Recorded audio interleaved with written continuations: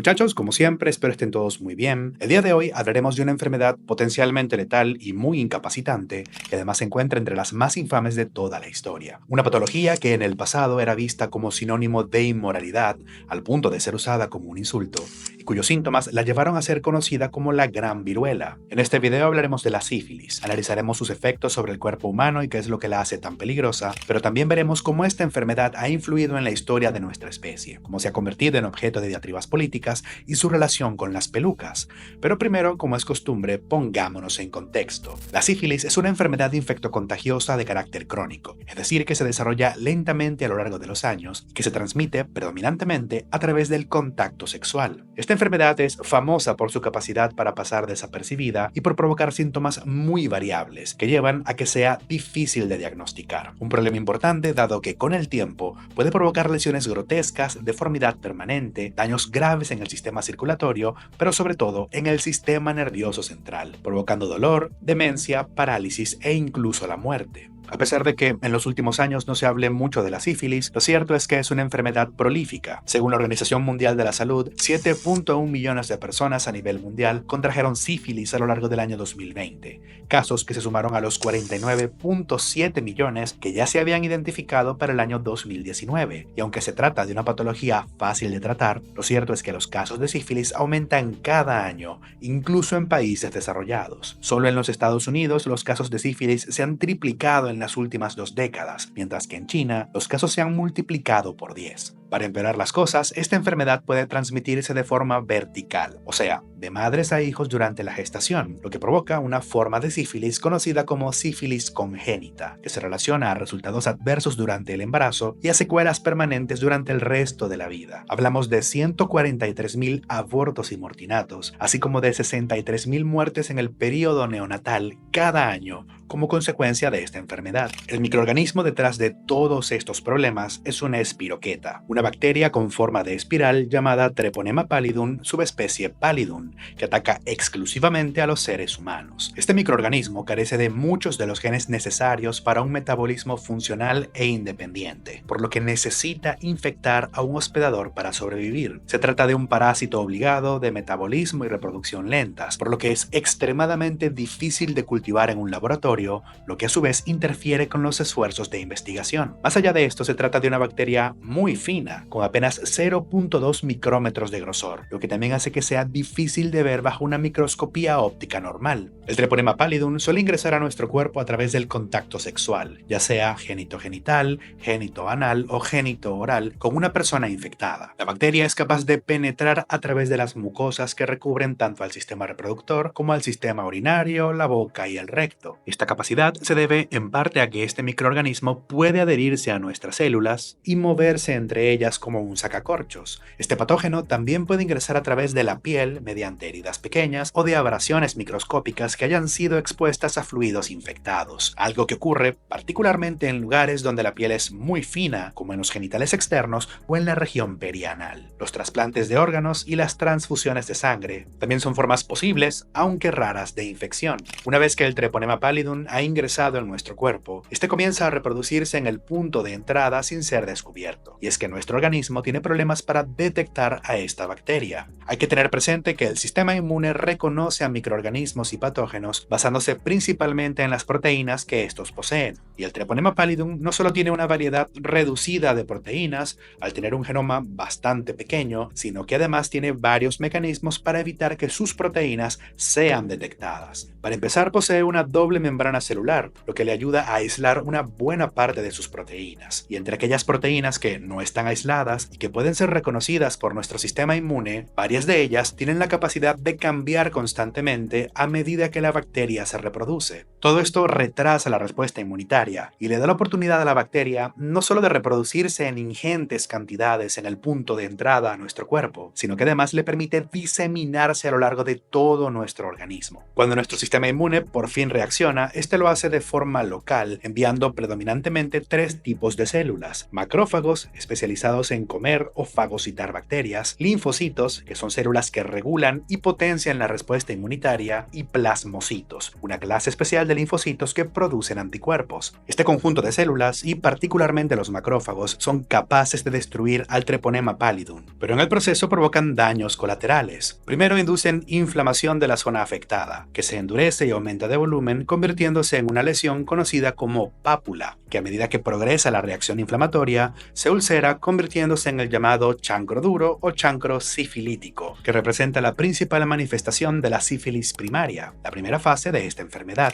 El chancro sifilítico es una lesión ulcerosa, de consistencia dura o cartilaginosa y con un aspecto húmedo, que aparece en el punto de entrada de este patógeno entre 2 y 6 semanas después de la exposición inicial. Esta lesión suele acompañarse de inflamación de los ganglios linfáticos cercanos, lo que señala que han sido colonizados por la bacteria. Y a pesar de su mal aspecto, el chancro desafortunadamente no duele. Y digo desafortunadamente porque esta lesión, sobre todo en mujeres y en hombres que tienen sexo con otros hombres, puede aparecer en lugares donde fácilmente puede pasar desapercibida, como en el cuello uterino o en el recto. Por esta razón es posible que una persona se infecte de sífilis y no se dé cuenta sino meses o incluso años después, cuando la enfermedad ya ha progresado. Por otra parte, es posible que el chancro nunca aparezca o que nunca se ulcere, especialmente si la cantidad de bacterias que ingresaron por primera vez es pequeña. Las secreciones de esta lesión son extremadamente infectantes y el chancro en sí mismo es un punto de entrada para otros patógenos, particularmente para el virus de inmunodeficiencia humano. El VIH y el Treponema pallidum, por tanto, son patógenos sinergistas. Tener sífilis es un factor que duplica el riesgo de contraer este virus. Sin embargo, como mencionamos antes, nuestro sistema inmune puede destruir esta bacteria, por lo que el chancro termina por desaparecer al cabo de 4 a 6 semanas y usualmente no deja cicatriz. El problema es que, llegado a este punto, el Treponema pallidum ya se ha extendido a lo largo de todo el cuerpo mediante el sistema linfático y la sangre, al tiempo que continúa evadiendo a nuestro sistema inmune. Entre 6 y 8 semanas después que ha sanado el chancro, aparece la sífilis secundaria. Esta fase de la enfermedad está marcada por una erupción cutánea llamada sifílides, que suele comenzar en la forma de manchas o máculas de color rojizo, que luego se endurecen formando pápulas. Por esta razón, la sifílides usualmente es caracterizada como una erupción o un exantema maculopapular, aunque también puede estar constituida por pústulas o combinarse con la descamación de la piel. En resumen, puede ser altamente variable y fácil de confundir con otras enfermedades.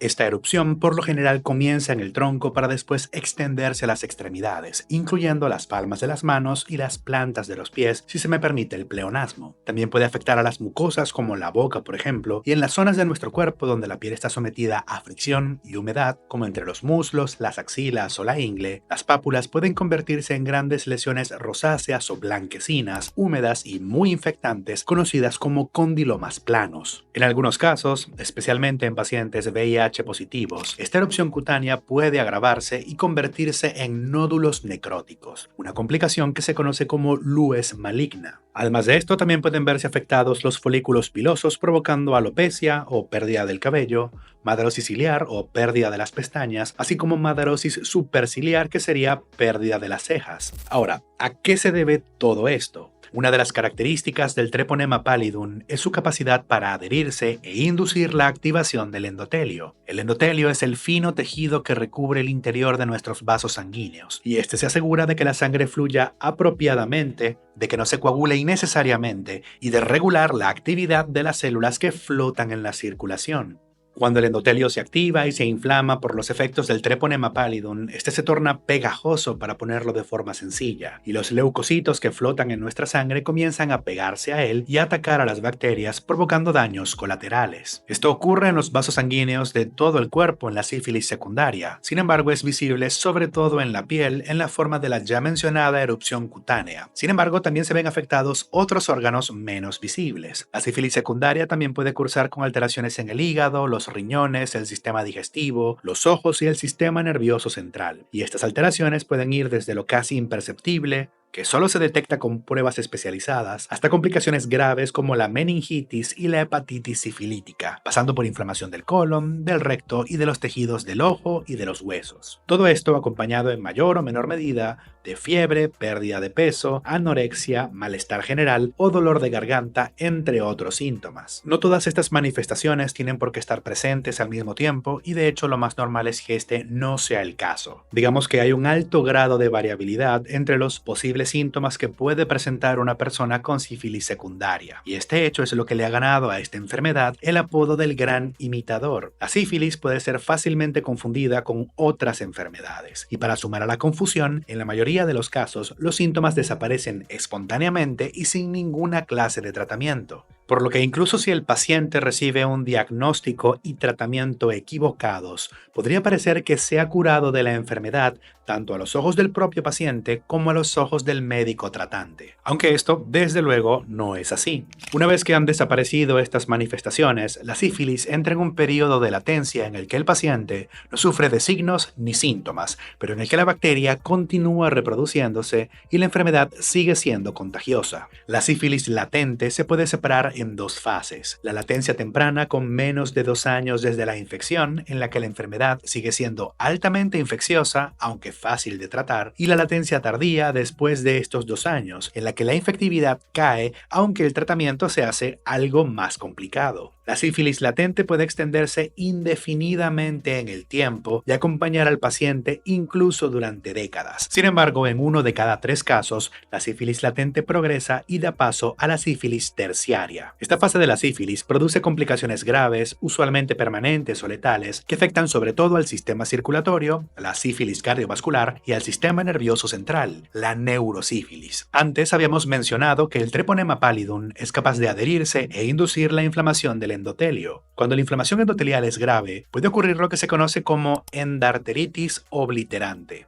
o en cristiano, la inflamación del interior de las arterias que lleva a su obliteración, una palabra bonita para decir obstrucción. Hay órganos y estructuras en los que la endarteritis obliterante es especialmente problemática, como en la aorta, por ejemplo. La aorta es la arteria más grande e importante del cuerpo. Se origina directamente del corazón y es un vaso sanguíneo de alto calibre que tiene que soportar directamente las altas presiones que genera la contracción del músculo cardíaco. Y para esto, la aorta cuenta con una pared relativamente gruesa pero elástica. Lo malo de esta pared es que, al ser gruesa, no puede tomar todos los nutrientes y el oxígeno que necesita directamente de la sangre que lleva en su interior. La aorta es un vaso sanguíneo tan grande que necesita ser nutrido por otros vasos sanguíneos más pequeños, que se llaman vasa vasorum. La sífilis terciaria provoca la endarteritis obliterante de estos vasa vasorum, lo que lleva a un suministro inadecuado de oxígeno y nutrientes hacia la pared de la aorta, por lo que ésta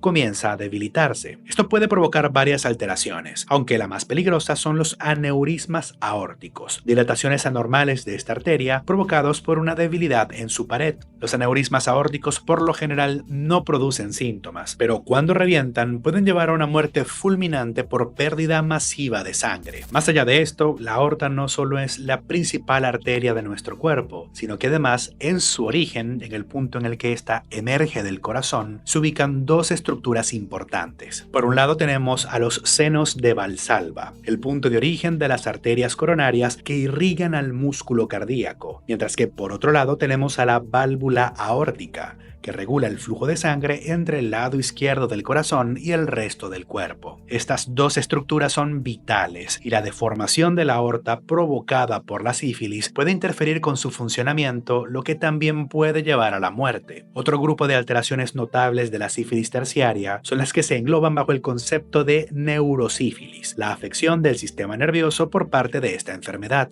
La neurosífilis puede manifestarse de distintas maneras y no todas son necesariamente graves o exclusivas de la fase terciaria. Sin embargo, la forma más peligrosa de neurosífilis es la que se conoce como neurosífilis parenquimatosa, que puede expresarse de dos maneras. Por una parte tenemos al tabes dorsal, que es la degeneración de la parte posterior o dorsal de la médula espinal por los efectos de la sífilis. La porción dorsal de la médula espinal transporta los estímulos sensitivos de nuestro cuerpo hacia el cerebro y por tanto el tabes dorsal cursa con varias alteraciones en la sensibilidad. Los pacientes pueden perder la capacidad para percibir la temperatura, las vibraciones o el dolor, mientras que paradójicamente pueden sufrir de un dolor terrible de aparición súbita y usualmente descrito como lancinante, es decir, como penetrante o similar a una puñalada. Otra manifestación del tabes dorsal es la formicación, con M, una anomalía sensitiva que se asemeja al caminar de insectos bajo la piel. El nombre proviene de formica, que significa hormiga en latín.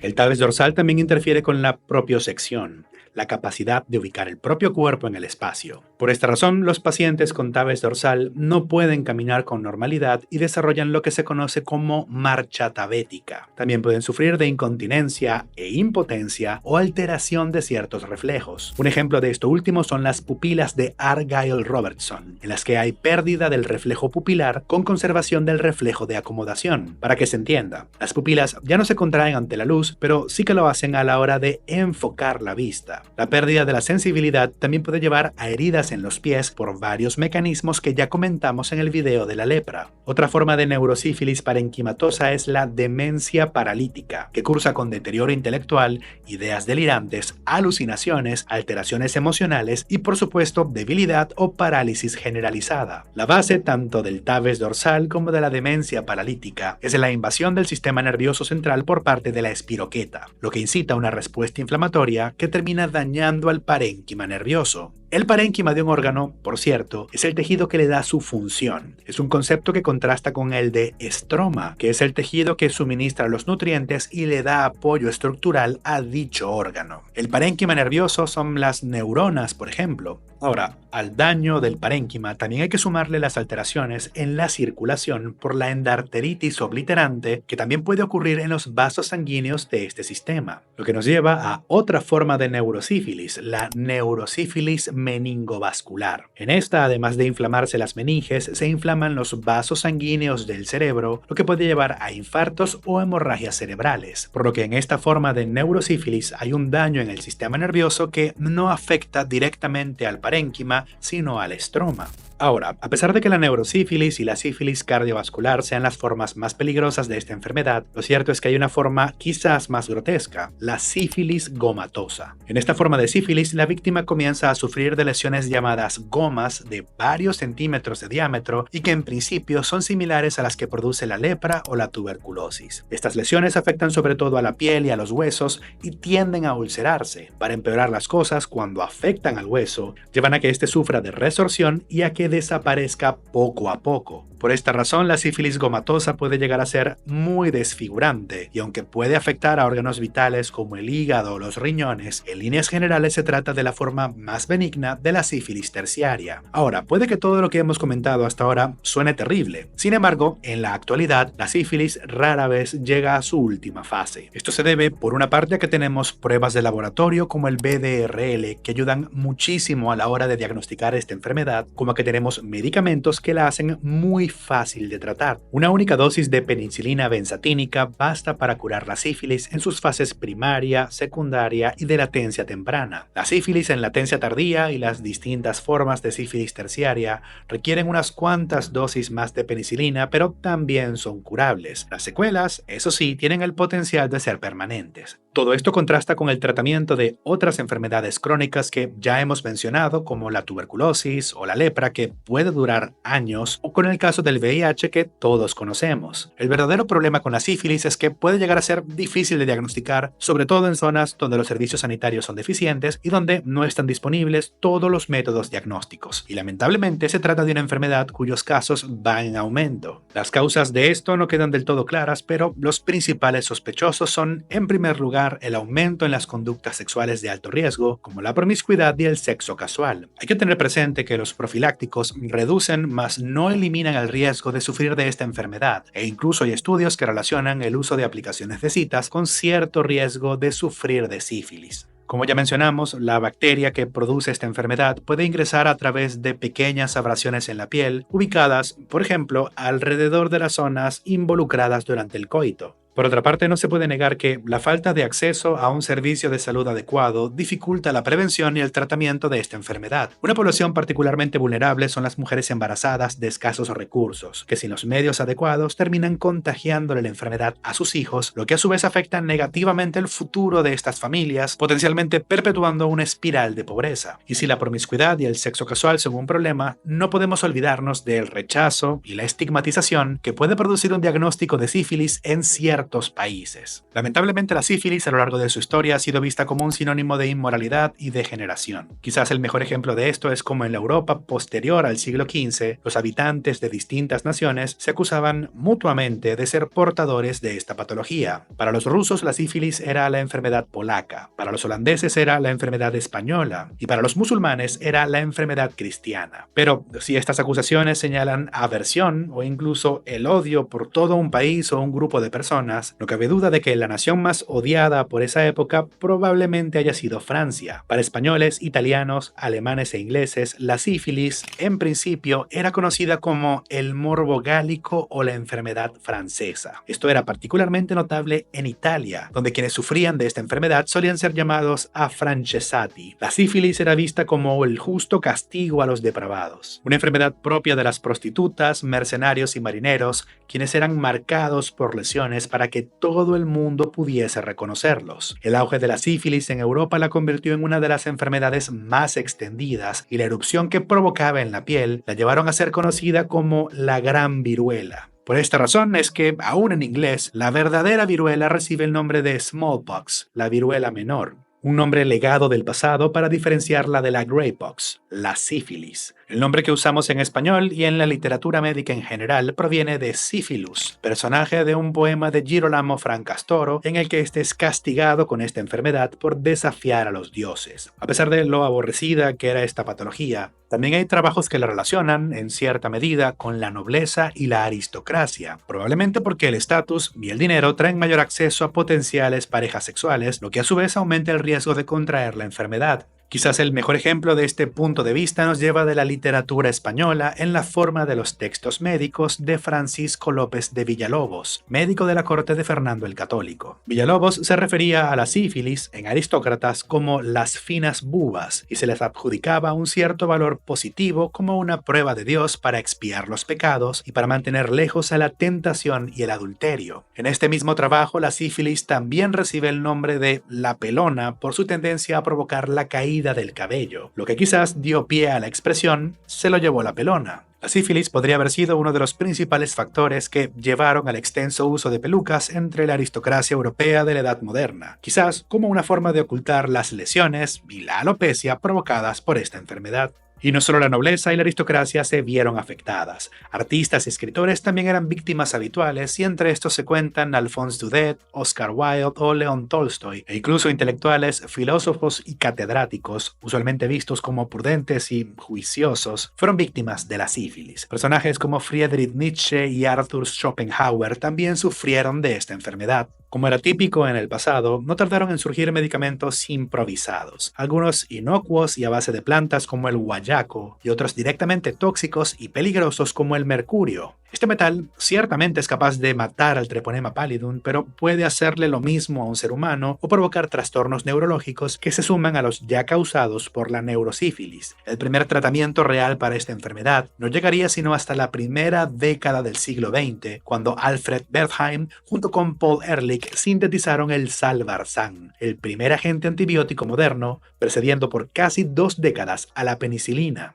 Y la propia penicilina, a pesar de su antigüedad, sigue siendo el medicamento de elección para tratar a esta patología, cuyos casos, a lo largo del siglo XX, comenzarían a caer, por lo menos de forma momentánea. Durante el siglo pasado, la sífilis no dejaría de estar sujeta a controversia y sería objeto de uno de los trabajos de investigación más cuestionables de todos, el estudio de Tuskegee que investigaba los efectos de la sífilis no tratada en varones negros. 399 pacientes con sífilis fueron observados entre 1932 y 1972. Nunca se les informó del propósito de este estudio ni sobre la enfermedad que les iba matando poco a poco. Se les ocultó el tratamiento en una época en la que la sífilis ya era una enfermedad fácilmente tratable. Como resultado de este proyecto de investigación murieron 128 pacientes, las esposas de 40 fueron infectadas y nacieron 19 niños con sífilis congénita. Un estudio similar se llevaría a cabo en Guatemala. Uno peor si consideramos que en este caso eran más sujetos de pruebas y que varios de ellos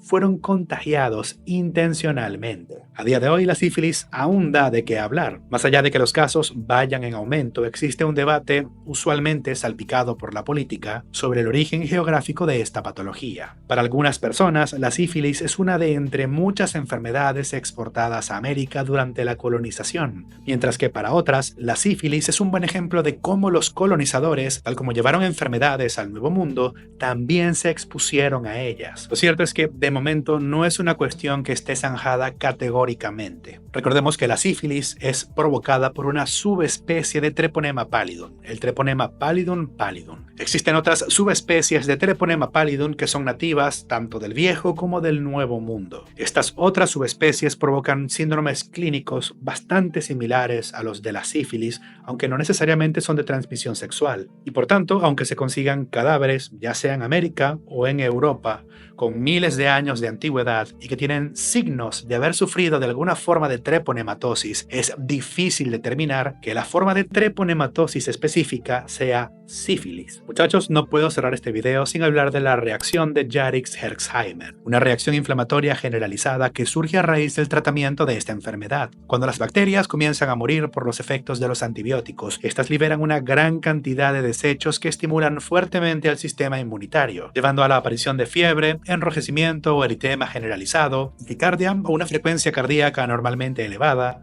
caída de la presión arterial, dolor muscular y lesiones en la piel, entre otras manifestaciones. Es un síndrome benigno y autolimitado que puede tratarse con glucocorticoides e incluso con otras clases de antiinflamatorios, aunque en raras ocasiones puede amenazar la vida debido a la caída exagerada de la presión arterial. No quiero que este video quede excesivamente largo, por lo que, si a este le va bien, en otra ocasión hablaremos de la sífilis congénita. Si te interesan esta clase de patógenos, puedes pasarte por mi video de la enfermedad de Lyme, otra forma de treponematosis que incluso también se le ha adjudicado el apodo de la gran imitadora, solo que en años más recientes, y que se ha hecho famosa por estar rodeada de bulos y por afectar a personas famosas. No te olvides de alimentar al algoritmo con un comentario para que YouTube lo recomiende. Yo me despido y nos vemos en el siguiente video.